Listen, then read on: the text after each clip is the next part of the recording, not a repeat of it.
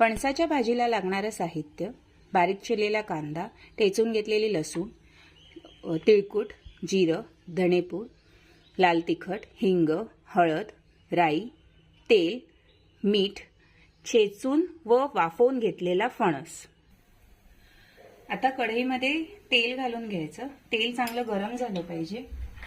नंतर राई घालून घ्यायची, मोहरी, ती चांगली तडतडली पाहिजे।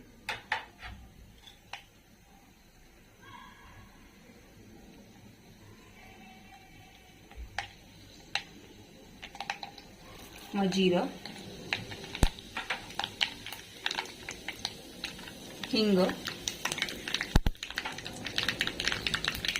आणि लसूण।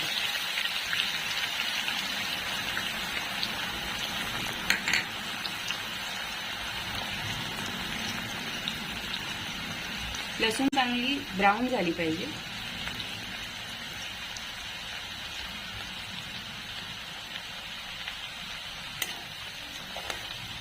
आता यात कांदा घालून घ्यायचा।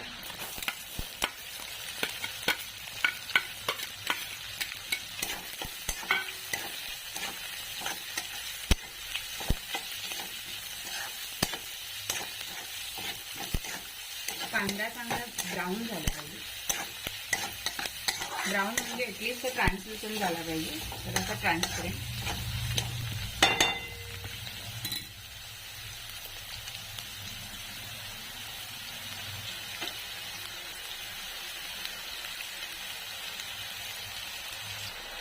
आता कांदा झालेला आहे, ह्याच्यामध्ये आपण मसाले घालून घेऊया।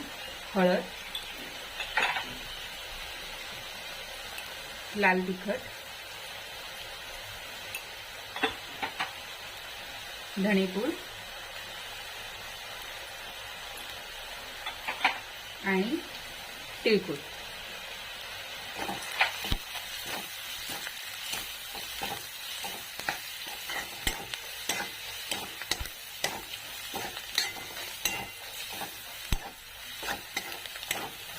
मसाल्यांना जरासं तेल सुटलं की त्याच्यामध्ये आपण थोडंसंच मीठ घालायचं। मीठ चवीनुसार घालायचं आणि जो आपला फणस आहे तो घालून द्यायचा।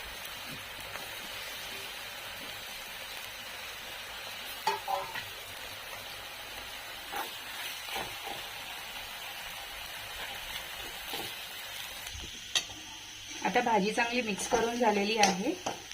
आता ह्याच्यावरती झाकण ठेवून देऊया। आता झाकण ओपन करून बघूया।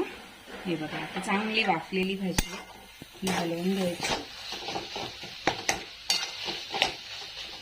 मी तिळकूट टाकले म्हणून मी खोबरं वगैरे काही टाकत नाहीये। आणि अशा प्रकारे आपली ही भाजी रेडी झाली।